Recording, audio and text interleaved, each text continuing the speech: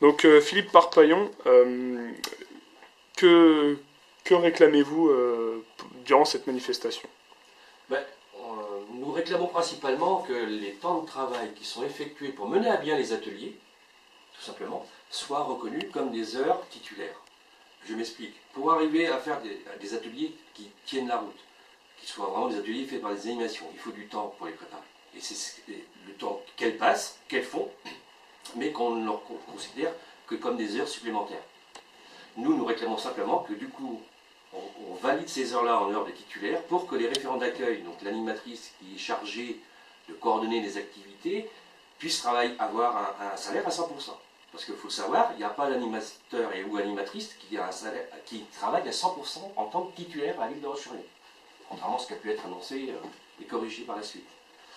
Donc voilà, pour les référents d'accueil, c'est du 100%. Et pour les animatrices et animateurs, on demande simplement que leur temps de travail soit augmenté légèrement, plus, ça serait mieux, pour qu'elles puissent enfin cotiser à la caisse de retraite de la fonction publique territoriale.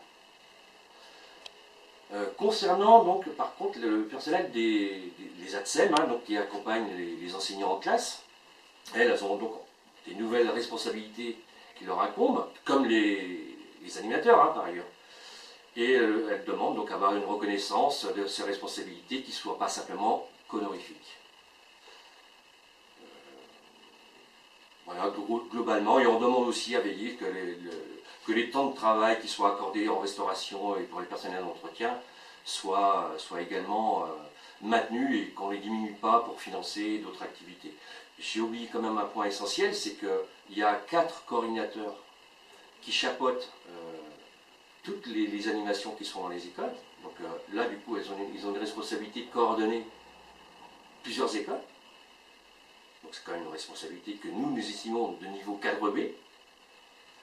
On a la même chose pour un des collègues qui s'occupe, lui, plus particulièrement des écoles maternelles, donc il va chapeauter toute l'activité, coordonner avec les corps enseignants maternels, donc tous les ateliers, tout ça pour rien.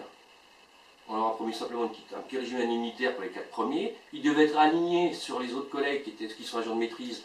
Il semblerait qu'on ait mal compris, pourtant ça a été dit en stand technique, au comité technique paritaire. Donc on sent bien qu'entre les discours et la réelle volonté de